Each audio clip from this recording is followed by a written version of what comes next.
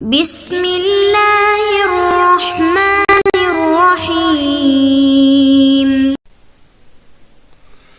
نحمده ونصلی علی رسوله الکریم اما بعد بسم اللہ الرحمن الرحیم۔ عزیز طلبہ، آج ہم ہدایت النحو سبق نمبر 31 شروع کر رہے ہیں۔ اس سبق میں ہم مبتدا قسم ثانی سے متعلق پڑھیں گے۔ آج کے اس سبق کا خلاصہ یہ ہے کہ مصنف علیہ رحمہ مبتدا اور خبر کی بحث فرما رہے تھے، تو مبتدا کی ایک اور قسم ہے جس کو مبتدا قسم ثانی کہتے ہیں۔ مصنف علیہ رحمہ مبتدا قسم ثانی کی تعریف ذکر کریں گے کہ مبتدا قسم ثانی وہ صیغہ صفت جو حرف نفی یا حرف استفہام کے بعد واقع ہو اور کسی اسم ظاہر کو رفع دے رہا ہو، جیسے ما قائم زید۔ مبتدا قسم ثانی بننے کی شرائط 3 ہے۔ پہلی شرط یہ ہے کہ وہ صیغہ صفت کا ہو، دوسری شرط یہ ہے کہ وہ صیغہ صفت حرف نفی یا حرف استفہام کے بعد واقع ہو، اور تیسری شرط یہ ہے کہ اسم ظاہر کو رفع دے رہا ہو، جیسے ما قائم زید۔ اگر صیغہ صفت کا نہیں ہوتا، یا حرف نفی یا حرف استفہام کے بعد واقع نہ ہو، یا اسم ظاہر کو رفع نہ دے رہا ہو، تو اس صورت میں پھر یہ مبتدا قسم ثانی نہیں بنے گا۔ اس کے بعد پھر مصنف علیہ رحمہ مرفوعات کی 5 قسم ان اور اس کے نظائر کی خبر ذکر کریں گے۔ ان اور اس کے نظائر یعنی انا کا انا، لیکن، لیت، لعل ہے۔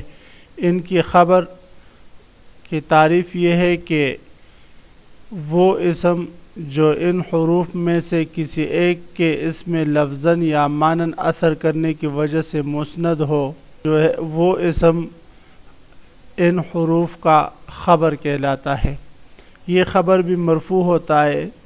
ان حروف مشبہ بالفعل کی خبر کا حکم مفرد ہونے میں، جملہ ہونے میں، معرفہ یا نکرہ ہونے میں مبتدا کی خبر کی طرح ہے کہ جس طرح مبتدا کا خبر مفرد بھی آ سکتا ہے اور جملہ بھی آ سکتا ہے، پھر جملہ اسمیہ، جملہ فعلیہ، جملہ شرطیہ، جملہ ظرفیہ آ سکتا ہے، اسی طرح ان حروف کا خبر بھی مفرد، جملہ پھر چاروں صورتوں میں آ سکتا ہے، اسی طرح معرفہ بھی آ سکتا ہے اور نکرہ بھی آ سکتا ہے وغیرہ ذالک۔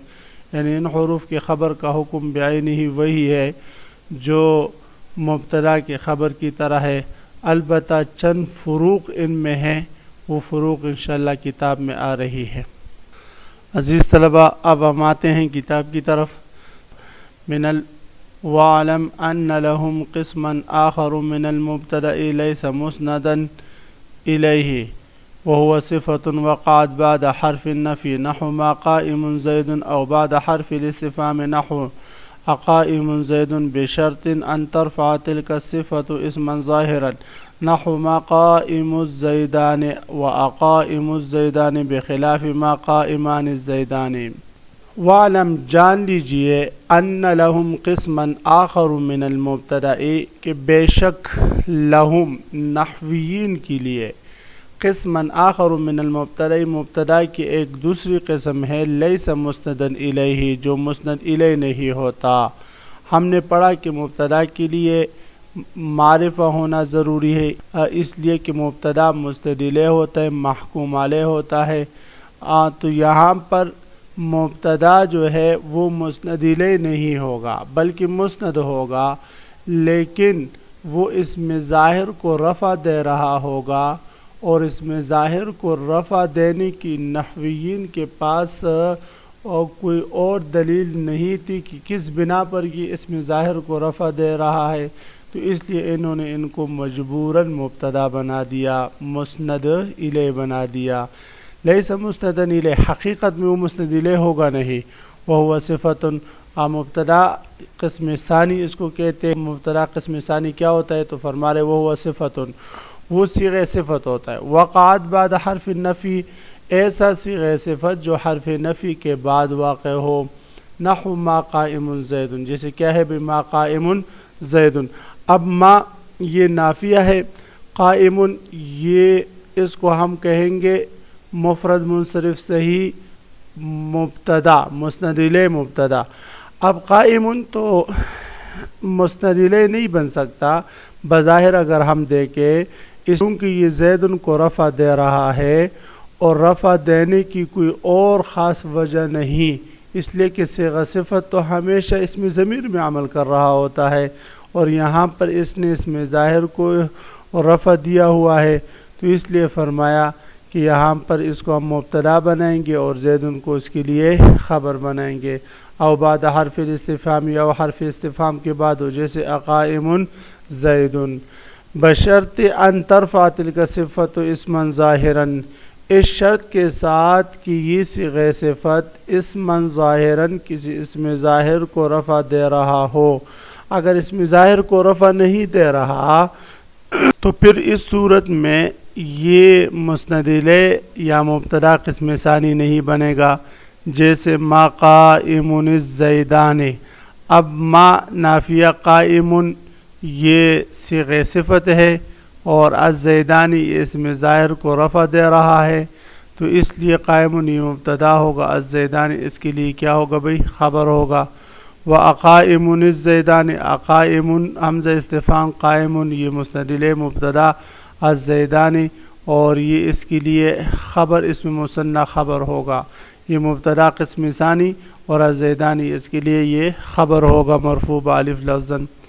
بخلاف ما قائمان الزیدان، بخلاف ما قائمان الزیدان کے مصنف علیہ الرحمہ نے فرمایا بشرط ان ترفع تلک صفت اسما ظاہرا، کہ یہ اس شرط کے ساتھ یہ مبتدا قسم ثانی بنے گا یہ صیغہ صفت کہ یہ اسم ظاہر کو رفع دے۔ اگر اسم ظاہر کو رفع نہیں دے رہا، قائمان نے اسم ظاہر کو رفع نہیں دیا، اور ہمارے پاس دلیل کیا ہے کہ اسم ظاہر کو رفع نہیں دیا؟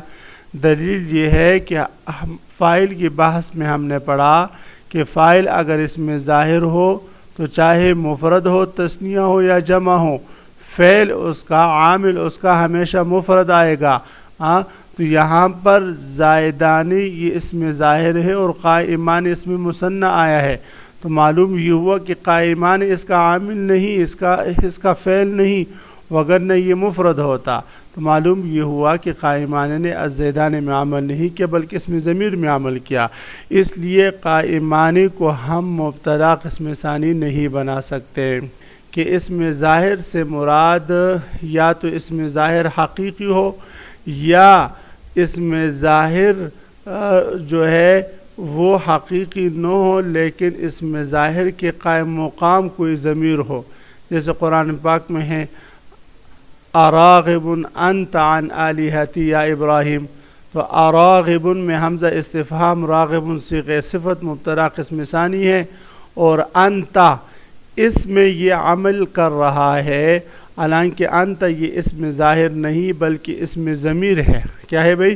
اسم ضمیر ہے، تو اسم ضمیر بھی اسم ظاہر کے قائم مقام ہے، تو اب ہم یوں بھی کہہ سکتے ہیں کہ وہ اس شرط کے ساتھ وہ صیغہ صفت مبتدا قسم ثانی بنے گا کہ وہ اسم ظاہر کو رفع دے، چاہے اسم ظاہر حقیقتاً ہو یا کہ حکماً ہو۔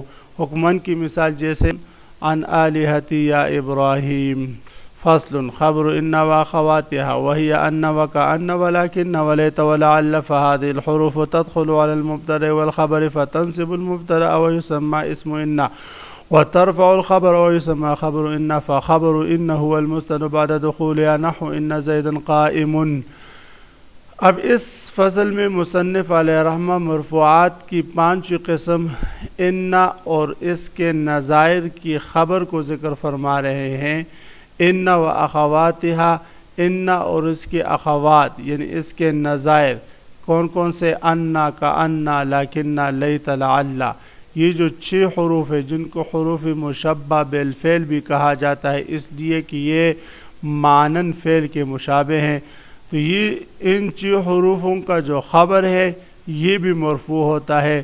فہذہ الحروف، مصنف علیہ رحمہ ان حروف کا عمل بتا رہے، فہذہ الحروف تدخل علی المبتدا والخبر، یہ حروف مبتدا اور خبر پر داخل ہوتے ہیں، فتنصب المبتدا، مبتدا کو نصب دیتے ہیں، ویسمى اسم ان، اور مبتدا کو ان حروف کا اسم کہا جاتا ہے یا ان حروف کا اسم کا نام دیا جاتا ہے. وہ ترفع الخبر، اور یہ خبر کو رفع دیتے ہیں. وہ یسمى خبر ان، اور اس خبر کو ان حروف کے خبر کا نام دیا جاتا ہے. فخبر ان هو المسند بعد دخولها، بس ان حروف کا جو خبر ہے هو المسند بعد دخولها، ان کے داخل ہونے کے بعد وہ مسند ہوگا. ان زیدا قائم، جسے کیا ہے بھائی، ان زیدا قائم. اب اصل میں تھا زید قائم، ان پر داخل ہوا تو ان زیدا قائم بنا. ان حرف حروف مشبہ بالفعل زیدا مفرد منصرف صحیح، اسم ان منصوب بفتح لفظا، قائم مفرد منصرف صحیح، خبر ان مرفوع بضمہ لفظا. تو اب یہاں پر ان جو ہے یہ مبتدا خبر پر داخل ہوا ہے، مبتدا کو اس نے نصب دیا ہے اور اس کو ان کا اسم کہا جاتا ہے، قائم کو رفع دیا ہے اور ان کو ان کا خبر کہا جاتا ہے. اور یہ جو قائم ہے یہ مسند ہے ان حروف کے داخل ہونے کے بعد، یعنی ان حروف کے داخل ہونے کے بعد مسند ہونے کا مطلب یہ ہے کہ ان حروف نے اسم عمل، یہ حروف لفظاً یا معنن اسم عمل کر رہے ہوتے ہیں، اس لیے یہ مسند ہوتا ہے اور ان حروف کا خبر ان کو کہا جاتا ہے. یہاں پر تو ان زید قائم میں ان نے لفظاً عمل کیا ہوا ہے، اور بعض جگہ بعض مثالیں ایسی ہیں کہ وہاں پر لفظاً عمل نہیں کر رہا، جیسے ان زیدن یقوم. اب یقوم یہ جملہ فعلیہ خبریہ ہو کر یہ ان زیدن کے لیے خبر بن رہا ہے، لفظاً کوئی عمل نہیں لیکن معنن یہاں پر عمل موجود ہے. وحکمہ فی کونہ مفردا او جملتاً، اور اس خبر کا حکمہ میں ہو ضمیر خبر کی طرف راجع ہے، یعنی ان حروف کی خبر کا حکم فی کونہ مفردا، اس کے مفرد ہونے میں، او جملتاً یا جملہ ہونے میں، کہ اس کا خبر مفرد آئے گا یا جملہ آئے گا، معرفتاً معرف آئے گا، او نکرتاً یا نکر آئے گا، کا حکم خبر المبتدا، مبتدا کی خبر کی طرح ہے. یعنی مبتدا کا خبر جس طرح مفرد بھی آتا ہے، جملہ بھی آتا ہے، پھر جملہ اسمیہ آتا ہے، جملہ فعلیہ آتا ہے، جملہ شرطیہ آتا ہے، جملہ ظرفیہ آتا ہے، اسی طرح ان کا جو خبر ہے وہ بھی جملہ آتا ہے، پھر جملہ اسمیہ، جملہ فعلیہ، جملہ ظرفیہ، جملہ شرطیہ، ہر طرح آ سکتا ہے. البتہ اس کے خبر اور مبتدا کے خبر کچھ فرق ضرور ہے.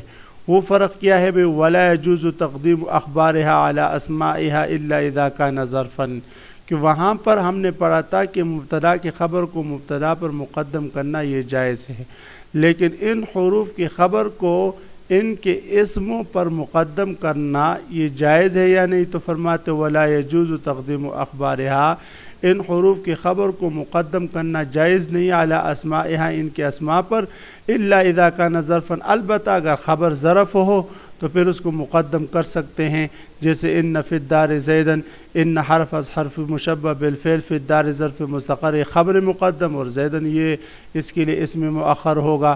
بھئی ظروف میں کیوں مقدم کر سکتے؟ لمجال توسع فی الظروف، اس لیے کہ ظروف یا اسماء ظروف میں جو ہے بڑی گنجائش ہوتی ہے.